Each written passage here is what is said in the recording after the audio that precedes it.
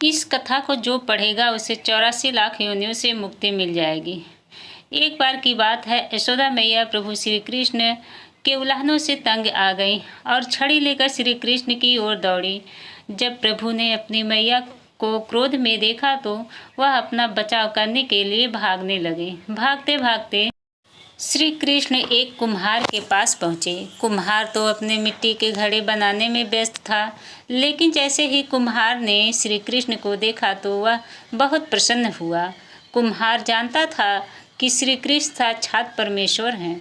तब प्रभु ने कुम्हार से कहा कि कुम्हार जी, आज मेरी मैया मुझ पर बहुत क्रोधित है।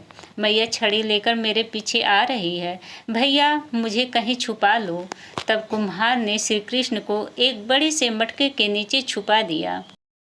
कुछ ही क्षणों में मैया यशोदा भी वहां आ गई और कुम्हार से पूछने लगी, क्यों रे कुम्हार, तूने मेरे कन्हैया को कहीं देखा है क्या?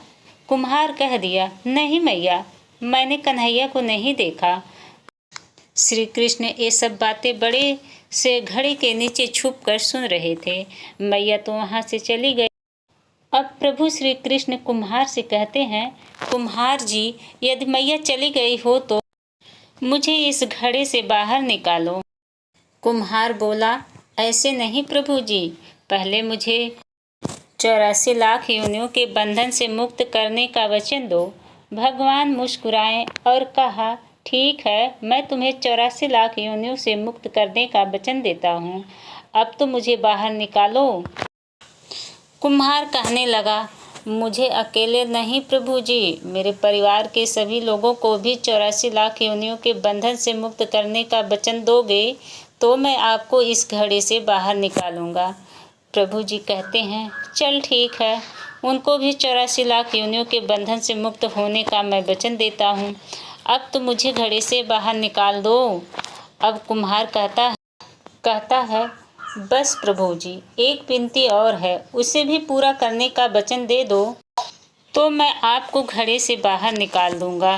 भगवान बोले, वो भी बता दे, क्या कहना चाहते हो? कुम्हार कहने लगा, प्रभु जी, जिस घड़े के नीचे आप छुपे हो उसकी मिट्टी मेरे बैलों के ऊपर लाद के लाई गई है।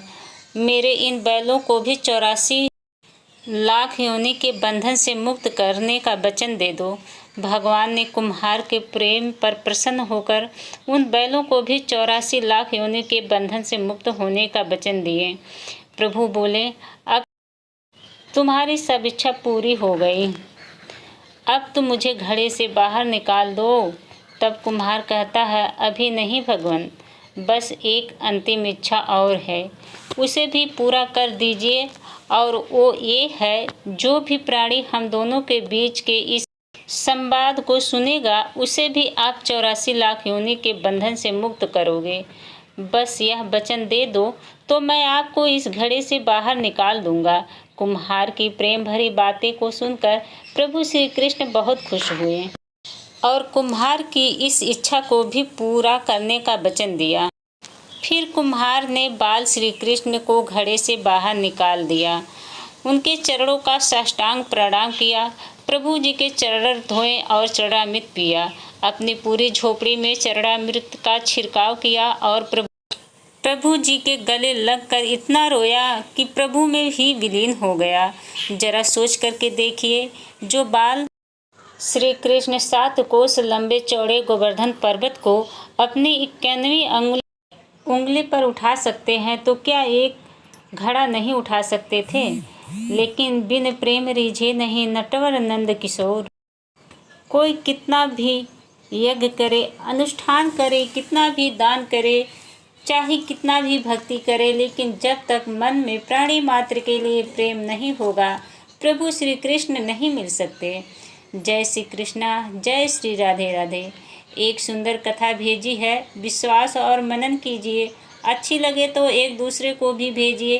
प्रार्थना नष्ट नहीं होती है, उपयुक्त समय पर क्रियान्वित होती है। ईश्वर सदैव आपको सपरिवार स्वस्थ एवं सुखी रखे।